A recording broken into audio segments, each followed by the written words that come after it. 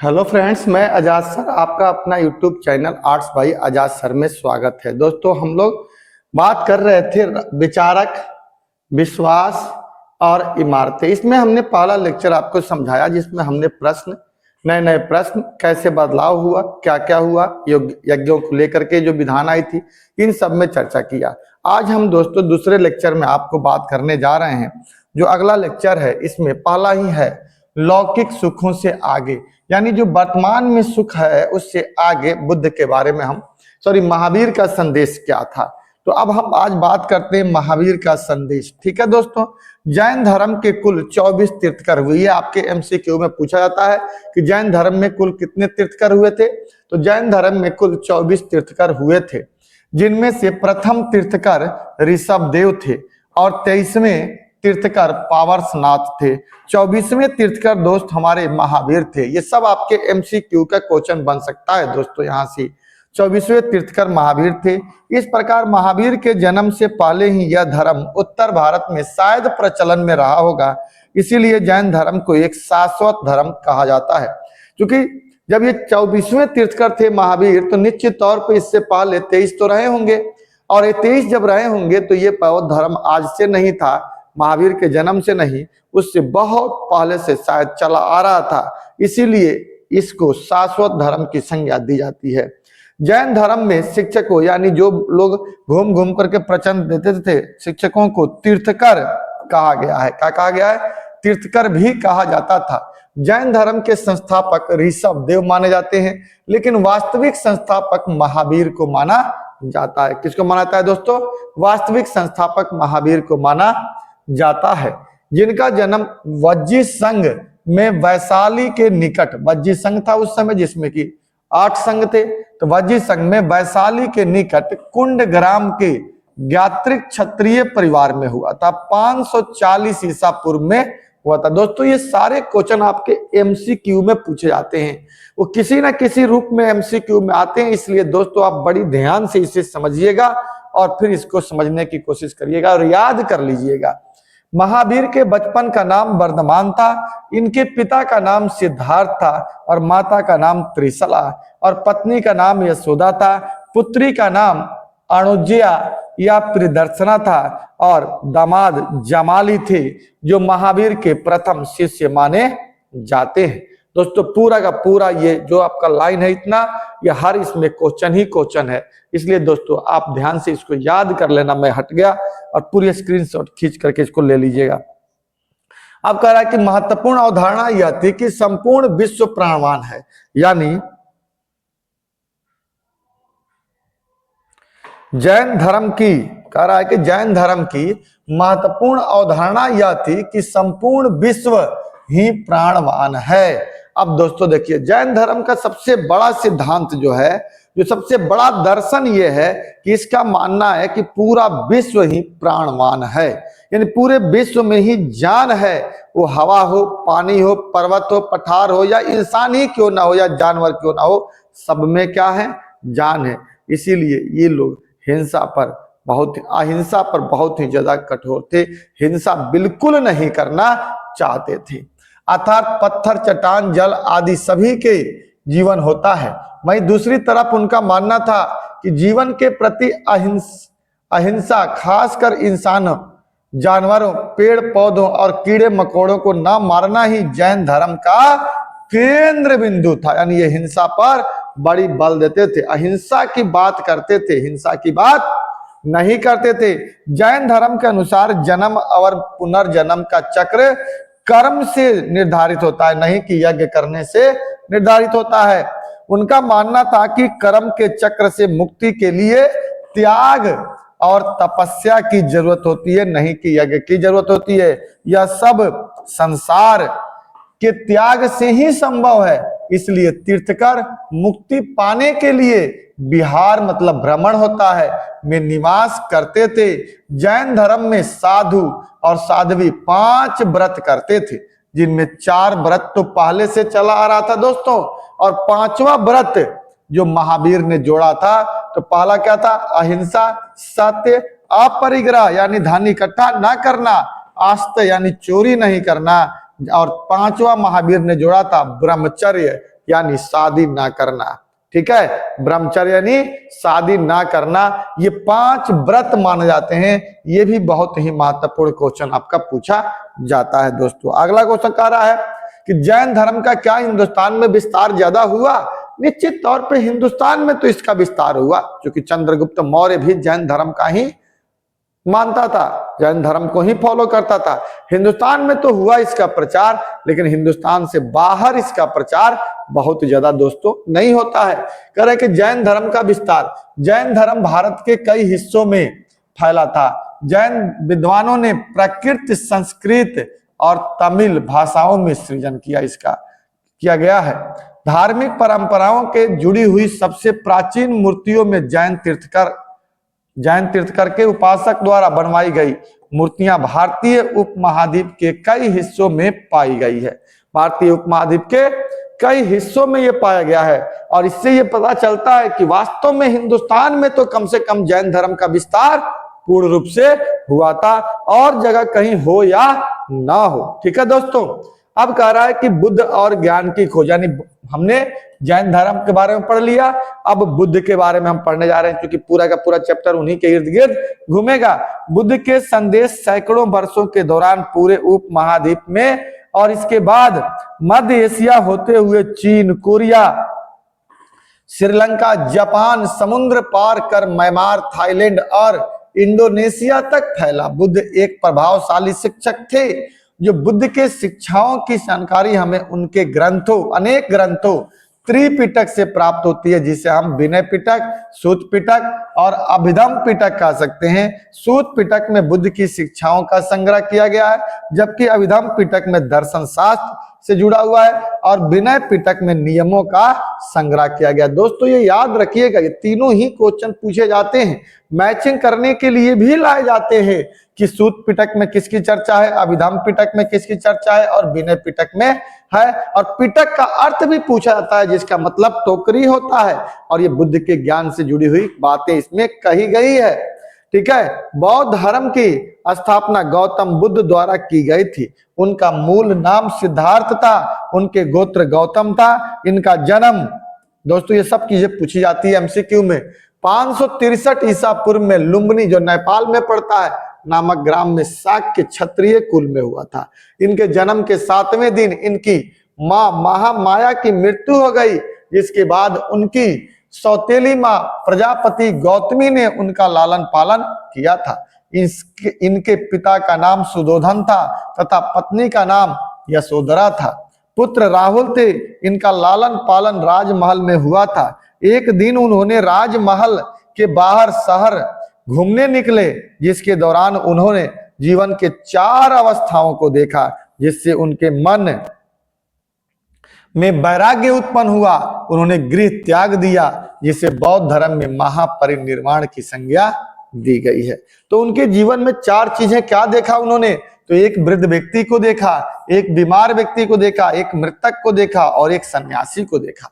यहीं से उनके मन में एक वैराग्य की स्थिति उत्पन्न होती है, और वो ये दुनिया को त्यागते हैं और एक वैराग्य की ओर, मतलब मोह माया को त्याग करके, परिवार छोड़ करके घर से निकल जाते हैं। बुद्ध 29 वर्ष की अवस्था में गृह को त्याग देते हैं, और 35 वर्ष की अवस्था में उन्हें ज्ञान की प्राप्ति होती है, जिसे बौद्ध धर्म में सर्वोच्च ज्ञान कहते हैं। इन्होंने अपना पहला उपदेश सारनाथ में दिया, जिसे धर्म चक्र प्रवर्तन के नाम से भी हम जानते हैं। ठीक है दोस्तों, धर्म चक्र प्रवर्तन कहते हैं। यह भी पूछा जाता है कि पहला उपदेश कहाँ दिए थे? सारनाथ में। उन्हीं लोगों को जो इनका साथ छोड़ करके चले गए थे ज्ञान लेने के दौरान, उन्हीं लोगों को 5 व्यक्तियों को उन्होंने पहला उपदेश दिया था, जिसे इतिहास में धर्म चक्र प्रवर्तन कहा जाता है। 80 वर्ष की अवस्था में कुशीनगर, जो आज हमारे गोरखपुर में पड़ता है, में महापरिनिर्वाण हो गया, यानी कुशीनगर में हुआ, जिसे हम महापरिनिर्वाण की संज्ञा देते हैं। बौद्ध धर्म में निर्वाण का अर्थ होता है अहंकार इच्छा को समाप्त करना, यानी अहंकार को समाप्त करना। अगर जिस दिन अहंकार आपकी समाप्त हो जाती है, उसी दिन आपको ज्ञान मिल जाती है। ऐसा बात बौद्ध धर्म ने भी कहा था, अहंकार से दूर रहना। अब सवाल पूछ रहा है कि बुद्ध की शिक्षाएं क्या थी? तो बौद्ध धर्म का विकास ब्राह्मणवाद, यज्ञ बलि प्रथा और समाज में फैली हुई कुरीतियों के विरुद्ध ही हुआ था। ये तो चर्चा हमने पहले भी कहा था। और कई बार ये सवाल पूछता है कि बौद्ध धर्म का विकास कैसे हुआ, तो उस समय जो हमारे ब्राह्मणवाद था, बलि प्रथा, यज्ञ प्रथा थी, समाज में फैली हुई कुरीतियां थी, इन्हीं सब के खिलाफ बुद्ध ने अपनी शिक्षाएं दी, जिनका उल्लेख सूत पिटक में किया गया है। कहाँ किया गया दोस्तों? सूत पिटक में किया गया है। ग्रंथ में कहानियों के माध्यम से किया गया है। बुद्ध ने अलौकिक शक्तियों के बजाय लोगों के विवेक और तर्क के आधार पर समझाने का प्रयास किया। बुद्ध के अनुसार दुनिया दुखों से घिरी हुई है। उन्होंने कहा कि दुनिया तो पूरा दुखों से घिरी हुई है और इस दुखों का निपटारा आप स्वयं कर सकते हो, किसी के सहारा नहीं हो सकता है। आपको खुद ही इसका प्रण लेना पड़ेगा और खत्म करना पड़ेगा। बुद्ध के अनुसार दुनिया दुखों से घिरी है और दुख का मुख्य कारण ईर्ष्या है, यानी नफरत है। बौद्ध दर्शन के अनुसार विश्व अनित्य है, अनंत है। इसमें कोई चीजें फिक्स नहीं है, जो लगातार बदलते रहता है। जैसे मोमबत्ती की लाख को ले लीजिए, तो मोमबत्ती लगातार जलते रहती है लेकिन पता नहीं चलता, लेकिन उसमें पिघलन तो होती है ना, परिवर्तन तो होते रहता है ना। एक दिन मोमबत्ती छोटी तो हो ही जाती है ना। तो इसी तरह जीवन अनंत है, अनित्य है। ठीक है, उन्होंने बताया आत्म विहीन आत्मा है। आत्मा को तो बुद्ध ने स्वीकार ही नहीं किया था ना, क्योंकि यहाँ दुनिया में अस्थाई और शाश्वत तो कुछ है ही नहीं। उन्होंने कहा कि कुछ भी अस्थाई नहीं है, शाश्वत नहीं है कि हम ये कहें कि ये अस्थाई है और ये शाश्वत है। दुनिया क्षण भंगुर है, आज है कल नहीं है, पल पल बदलते रहता है और मनुष्य दुखों से घिरा हुआ है। इसलिए बुद्ध ने ये कहा कि मध्यम मार्ग को अपनाकर दुखों से छुटकारा पाया जा सकता है। बौद्ध धर्म में भगवान को नहीं स्वीकार किया गया है। बुद्ध का मानना था कि समाज का निर्माण इंसान ने किया है, भगवान ने नहीं किया है। बुद्ध का मानना था कि व्यक्तिगत प्रयास से समाज में परिवेश को बदला जा सकता है। बुद्ध ने जन्म मृत्यु के चक्र से मुक्ति पाने के लिए व्यक्ति केंद्रित हस्तक्षेप किया और सम्यक कर्म की बात की कि सबको अपना अपना कर्म करना चाहिए। कल्पना की जिसके बाद की निर्वाण की प्राप्ति हो सकती है और निर्वाण की मुक्ति दिला सकती है। बुद्ध ने अपने शिष्यों को अपना अंतिम उपदेश यही दिया था कि तुम अपने लिए खुद को ही ज्योति बन जाओ। बुद्ध से जब उनके प्रिय शिष्य आनंद ने पूछा कि मरने के बाद हम किसकी पूजा करेंगे, उन्होंने कहा कि पूजा तो हम करेंगे नहीं, क्योंकि हम तो पूजा के खिलाफ ही तो आए हैं। बौद्ध धर्म, ब्राह्मण धर्म का पूजा ही तो था कर्मकांड, उसके खिलाफ आए हैं। इसलिए कर्म पे बल दो, कर्म करो, कर्म ही आपके जीवन के हर चीज को बदल सकता है। और बुद्ध ने शिष्य से कहा था आत्मदीपो भव, अपने अंदर के दीपक को जलाओ। आज भी मैं यही बोलता हूं आप सभी लोगों से कि अंदर के दीपक को जलाओ। अंदर की जो दीपक जो है ना, उसकी लौ जो है ना बहुत ही तेजस्वी है। आप खुद पे मेहनत करिए, खुद का प्रयास करिए, खुद को मजबूत करिए। एक दिन आप वो हर चीज हासिल कर सकते हैं जिसकी तमन्ना आप रखते हो। इसलिए आपको खुद के प्रयास पर ही निर्भर होना चाहिए। ये बुद्ध ने कहा। उन्होंने कहा कि तुम अपने लिए खुद ही ज्योति बनो, क्योंकि तुम्हें खुद ही अपनी मुक्ति का रास्ता ढूंढना होगा। यज्ञ और बलि देने से तुम्हें मुक्ति का रास्ता नहीं मिलेगा। तुम्हें अपने जीवन के प्रयास के लिए खुद ही प्रयास करना पड़ेगा। अर्थात बुद्ध ने कहा आत्मदीपो भव की बात कही, यानी अपने अंदर के दीपक को आप स्वयं जलाइए। जिस दिन आपका दीपक जलेगा निश्चित तौर पे आपको सफलता मिलेगी और आप आगे बढ़ोगे। इसलिए खुद पर प्रयास करिए, खुद के ऊपर मेहनत करिए, खुद से प्रयास करिए और तब तक प्रयास करिए जब तक कि आपकी अंतिम सांसें चलती हो। क्योंकि देखो दोस्तों, जीत और हार में ज्यादा अंतर नहीं होता है। जहां आपको लग जाए कि मैं अब हार गया हूं, मैं कुछ नहीं कर सकता हूं, और वहां से आप अपनी एनर्जी को इकट्ठा करके एक बार आगे बढ़ते हो, तो निश्चित तौर पे वही हार के बाद जीत का रास्ता तय करता है। जहां लग जाए कि अब हमसे नहीं हो सकता है, उसके आगे के रास्ते ही आपके जीत के रास्ते को तय करते हैं। इसलिए वहां से आगे बढ़िए जहां दुनिया लोगों को पीछे छोड़ देती है या मान लेती है कि अब नहीं होगा, और वहां से जब आगे बढ़ोगे तो तुम निश्चित तौर पे सफलता पाओगे। इसलिए अंदर के दीपक को जलाओ। ये किसका मानना था? बुद्ध का मानना था। बुद्ध के 3 रत्न थे, जिसमें बुद्ध धम्म और संघ की बात करते थे। बुद्ध के अनुयायी जैसे जैसे बुद्ध धर्म का प्रचार एवं प्रसार हुआ, उनके शिष्यों की संख्या लगातार बढ़ती चली गई। बढ़ती हुई संख्या को एक साथ रहने के लिए एक संस्था की स्थापना की गई, इसे ही हम संघ कहते हैं। इसमें रहने वाले को भिक्षु या श्रवण कहा गया और अपना जीवन यापन दान दी गई, ये लोग सुबह सुबह निकल के दान भिक्षा मांगते थे, दान दी गई वस्तुओं से करते थे। शुरू में तो संघ में केवल पुरुष ही सम्मिलित हो सकते थे, लेकिन बाद में बुद्ध के प्रिय शिष्य आनंद के कहने पर महिलाओं को भी संघ में आने की अनुमति मिल गई।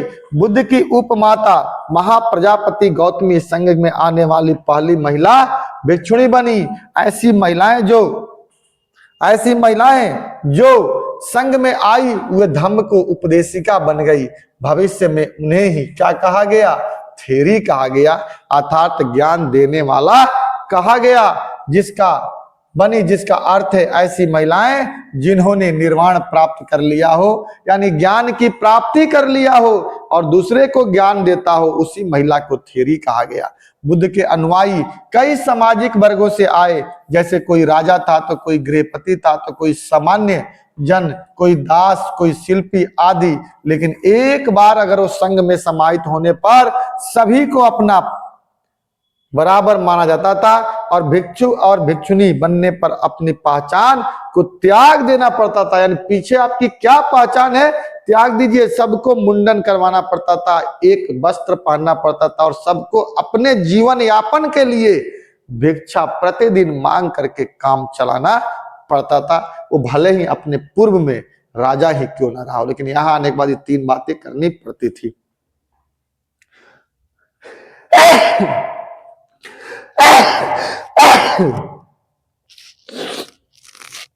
3 बातें करनी पड़ती थी। अपनी पहचान को त्यागना पड़ता था। बुद्ध के जीवन काल में और उनकी मृत्यु के बाद भी बौद्ध धर्म तेजी से फैला, ठीक है, जिसका मुख्य कारण यह था कि लोग समकालीन मतलब उस समय की धार्मिक प्रथा से असंतुष्ट थे। वहीं दूसरी तरफ तेजी से हो रहे सामाजिक बदलाव ने लोगों को उलझन में डाल दिया। तीसरी बात कि बौद्ध धर्म ने जन्म के आधार पर श्रेष्ठता के बजाय अच्छे आचरण और मूल्यों को महत्व दिया, जिसके कारण महिला पुरुष धर्म की ओर आकर्षित हुए। साथ ही छोटे लोगों के साथ मित्रता और करुणा के भाव उस धर्म की लोकप्रियता को और बढ़ा दिया। ठीक है दोस्तों, इस प्रकार हम देखते हैं कि बौद्ध धर्म कैसे अपने चीजों को प्रसार किया, बढ़ाया और आगे बढ़ा, और आज भी बौद्ध धर्म लोगों के जीवन में एक महत्वपूर्ण परिवर्तन करता है और बहुत सारे लोग हैं जो बौद्ध धर्म को मानते हैं। ठीक है दोस्तों, इस प्रकार थोड़ा वीडियो फास्ट हुआ, लेकिन आप इसे रुक रुक कर देखिएगा, निश्चित तौर पे आपको समझ में आएगा। और आपको जब अच्छा लगेगा तो आप इसे लाइक करिएगा, शेयर करिएगा और सब्सक्राइब करना नहीं भूलिएगा। जय हिंद, जय भारत।